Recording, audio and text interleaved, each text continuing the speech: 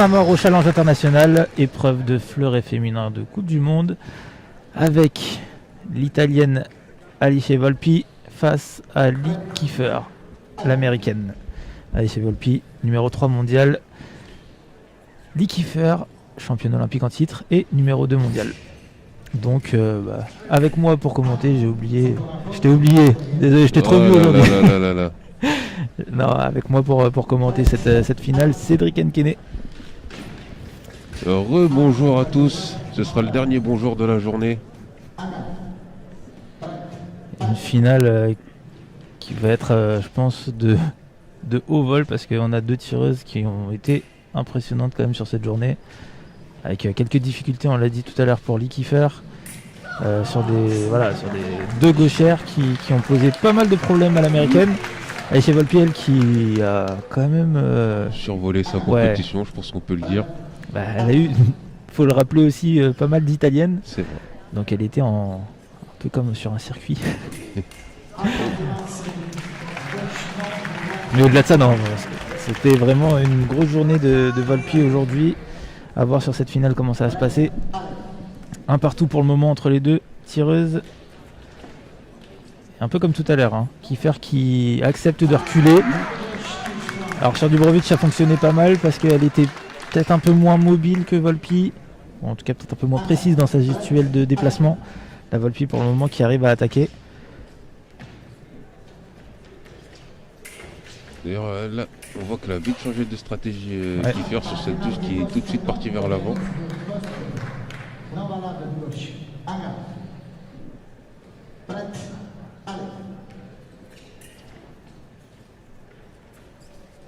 Et Kiefer qui rentre dans la distance, qui bloque Volpi.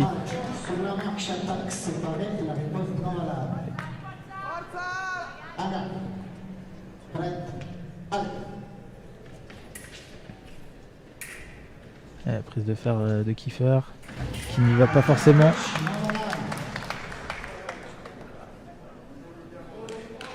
Alice Volpi qui demandait un batté absence. L'arbitre lui qui donne l'attaque de l'américaine. L'attaque sur préparation donnée à... J'ai l'impression que Kiefer s'est en plus pris un petit coup de coquille. Je pense aussi, ouais. Je pense qu'avec l'impact de la fente. En même temps, elle est rentrée très grand au niveau de la jambe avant, en raccourcissant un peu le bras pour éviter la parade de Volpi. Finalement, il n'y a pas eu de parade. Volpi qui est parti tout droit de manière assez puissante, assez forte.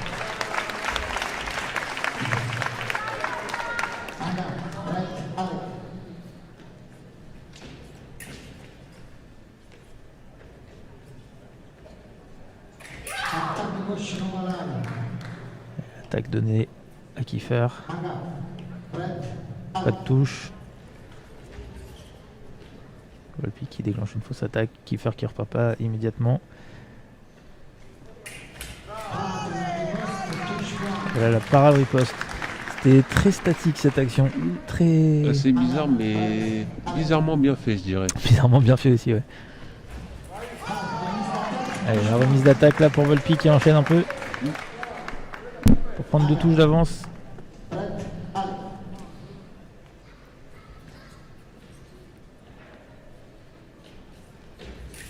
La progression, Volpi qui déclenche son attaque avant les 2 mètres.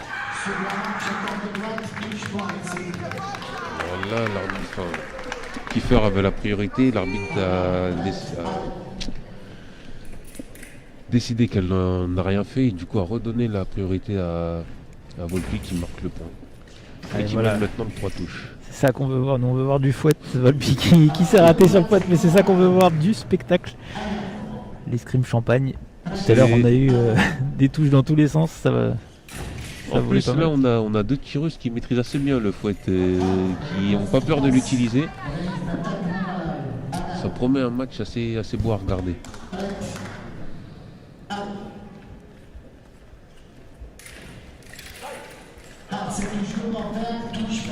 Alors c'était pas le fouet qu'on espérait, mais c'est efficace pour Kiefer.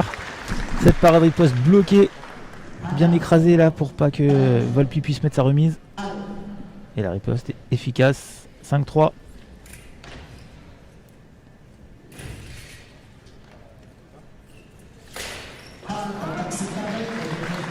C'est étrange parce que les deux tireuses terminent sur des cibles basses et les deux réussissent à faire des cartes très basses. Écrasées, ouais. Même je dirais. La carte, hein, pour ceux qui connaissent pas forcément, c'est protéger. Ah. Kiefer qui va prendre un carton jaune. Elle s'est retournée en pensant avoir touché alors qu'elle n'a pas allumé. Il n'y a pas eu d'alt de la part de l'arbitre. Donc, ouais, la position de carte, c'est la défense de l'intérieur, en gros, de la cible, du ventre. Pour simplifier un peu les choses. Et elle veut Kiefer, pardon, qui recolle au score, 5 partout.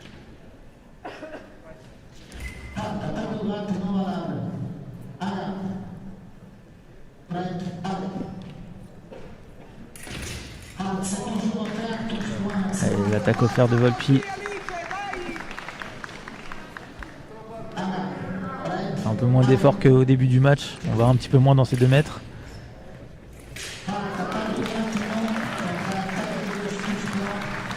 L'erreur de jambe de Volpi sanctionnée tout de suite par Lee Kiefer, 6-6. Je sais pas trop ce qu'elle a voulu faire. Elle est partie en courant, avec la pointe un peu n'importe où.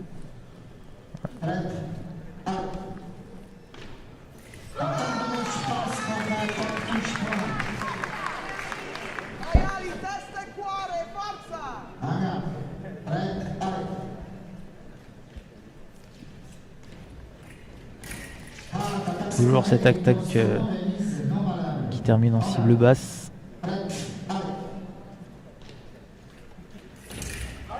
Oh, c'était tenté ça.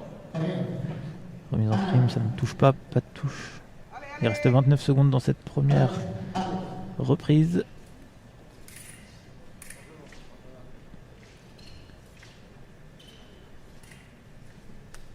Et Kiefer qui prépare tranquillement son action.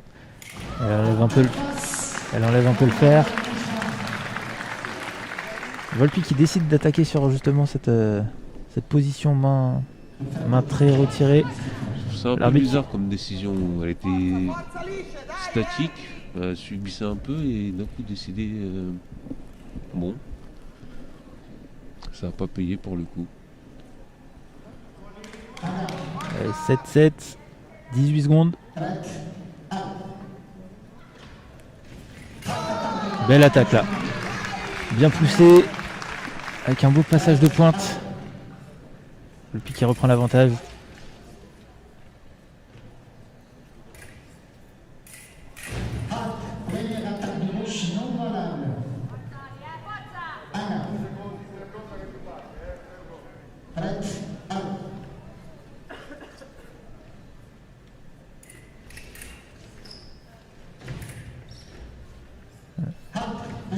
Allez, on ira à la pause sur ça. 8-7 pour Volpi, l'italienne, face à Kiefer. On a assisté à une première manche où il y a eu pas tellement de... On s'est pas tellement regardé, mais il y a eu quand même aussi des petites erreurs qui ont fait que derrière ça a ralenti le rythme des touches.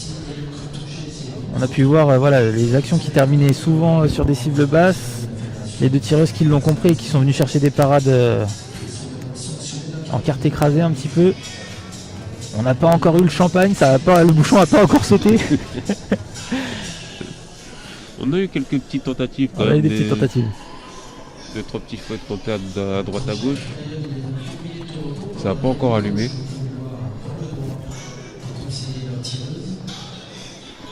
Allez. Coach américain qui donne beaucoup d'informations au niveau de sa gestuelle. Il lui montre les mouvements. Thierry, lui, il est plus dans la parole avec Volpi.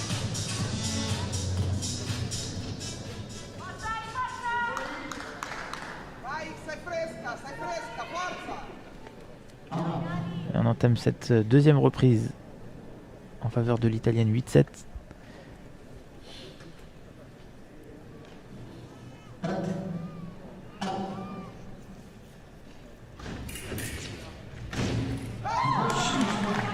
Bien rattrapé ça de la part de Kiefer.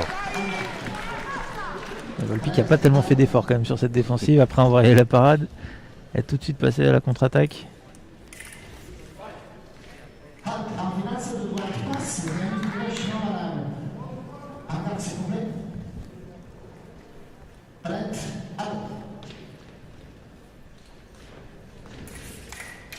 C'était ça qu'on voulait, mais ça n'a pas touché. L'attaque de Volpi paré, le fouette de Kiefer qui n'allume pas. Et derrière Volpi qui sanctionne 9-8.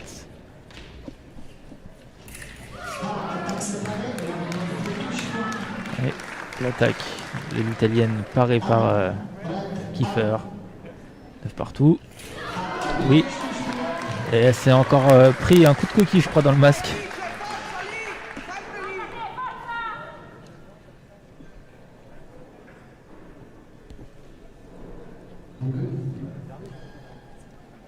Alors, ce qu'on appelle le médecin.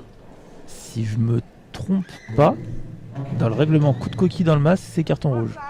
Au JO, par exemple, Enzo Lefort face à Garozzo, simultané coup de coquille dans le masque, il a pris carton rouge. Là, je comprends pas pourquoi on n'irait pas sanctionner. On pourrait même faire appel à la vidéo pour de la part du côté de la. Ça devient compliqué au niveau du français, pardon. Du côté américain, on aurait pu demander une petite vidéo pour le coup de coquille. Ça reste dans le fair play, du coup, c'est pas plus mal. Et ça fait 10 partout. Et voilà. Et paf, le champagne qui pète. Cette belle attaque en fouette. Oh là là, c'était bien créé pourtant de la part de Kiefer, cette action encore, qui a décidé d'accélérer un peu le rythme. On l'a déjà vu tout à l'heure, ça aussi. Un petit moment où ça ralentit et après un enchaînement d'actions. Là, ça se rend coup pour coup. Dès qu'il y en a une qui mène, l'autre revient tout de suite derrière. Est-ce qu'on se dirigerait vers un nouveau 14 partout de la part sur un match de Kiefer?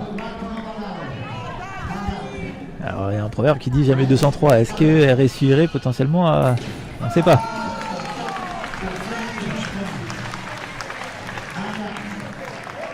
Allez, 12-11 pour Volpi. On a vraiment accéléré là dans cette deuxième période. L'attaque par fouette.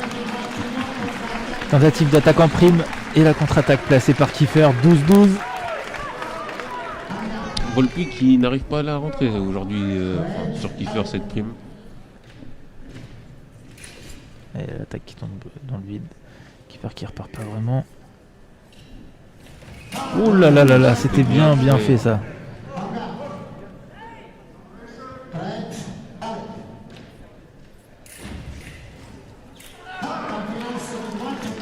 Et non valable. C'est effectivement la dernière de droite de Kiefer qui passe et la remise du coup. Et Volpi qui a pris la priorité. Et Kiefer qui repasse devant 13-12. Allez, c'est pas le moment de se rater pour Volpi. Pour Kiefer, c'est le moment justement d'aller mettre cette 14e. Un peu plus de mobilité que par rapport à tout à l'heure. Par contre, on rate beaucoup d'actions. Hein. On a vanté la précision de ces deux tireuses plus tôt dans la journée. Peut-être un peu de fatigue aussi. C'est la fin de journée. Oh voilà, belle attaque. Et là encore, tu vois, Kiefer s'arrête avant sa zone de... Enfin, un pied dans la zone de 2 mètres. Quoi. Elle fait pas l'effort d'aller jusqu'au bout. Soit il y a une appréhension au niveau de l'attaque de Volpi. Elle n'arrive pas à se défendre plus loin que ça encore. Faut dire qu'au début du match, justement, elle reculait jusque dans ses 9 mètres. Je crois que ça lui a pas trop réussi. Ouh là là là là là. Cette belle parade riposte 14-13 et on rechange de leader sur ce match. 14-13 dans cette finale. Volpi, Kiefer. Oh là là là là, ça c'est cadeau ça. Si t'es pas devin, Cédric, je sais pas ce que t'es. 14 partout. Les nerfs sont tendus. Allez, le pari, tu dis qui? Allez, Kiefer, jamais 203 comme tu nous disais. Allez, les paris sont pris. Et non, ça sera Volpi. Ça sera Volpi, la parade riposte.